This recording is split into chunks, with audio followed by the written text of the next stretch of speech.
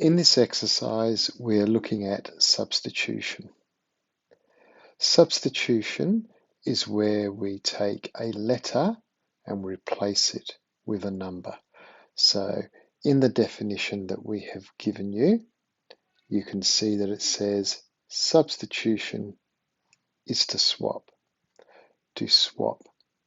a letter and replace it by a number.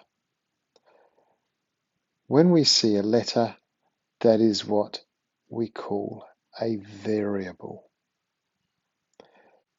Numbers can also be called values. So we will be given a formula, an equation that has two or more variables in it, and with that formula we will then replace the variables, the letters, by a number.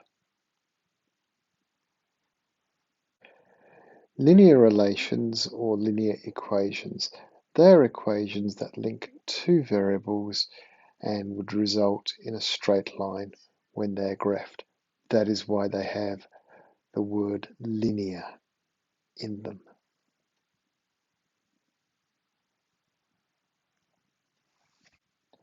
When you're carrying out the substitution process, there are 4 steps to follow. The first step is to look at what you have been given and identify any variables there are there. Remember, variables are letters. Then, in step 2, you replace those letters with the numbers that you have been given. You then complete the equation by following the rules of BODMAS.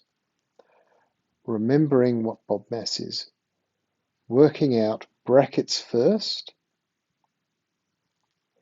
then evaluate anything with an order, such as indices or roots. Indices are things like x squared, x cubed, x to the power of something. Or roots, square roots, cube roots, roots to any power. They can be worked out with your calculator. The D and the M stand for division and multiplication. The A and the S stand for addition and subtraction. So you work out the equation using BODMAS, and that gives you step 4, your answer. In this example, it says to us, the cost of hiring a stand-up paddleboard, SUP, stand-up paddle, is $10 plus $40 for each hour. So the hour is time to use. This is given by the equation below, where C is the cost in dollars, and we are given a formula. The formula is C equals 40 T plus 10. That is, C equals 40 times T plus 10. It is said to us, what will it cost to hire a SUP for 3 hours? 3 hours is time. So they've told us T is equal to 3. Find the cost. The cost is represented by the C. So we then substitute the value of 3 for T into the equation, and we get 40 times 3 plus 10. 40 times 3 is 120. So we have 120 plus 10. 120 plus 10 is 130. We're doing this in dollars for cost, so that is $130. In this example, we are given a formula for the perimeter of the given shape. P equals 2L plus H times 1 plus pi over 2. P, we're told, is the perimeter of the shape. L, we are told, is the length of the rectangle, which you can see on the diagram.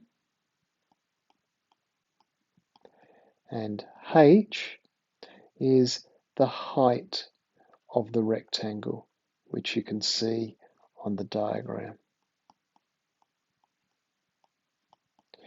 Find the perimeter to one decimal place if L is equal to 16.1, H is equal to 3.2. So I'm going to use my highlighter to show you what I'm going to substitute. L is 16.1.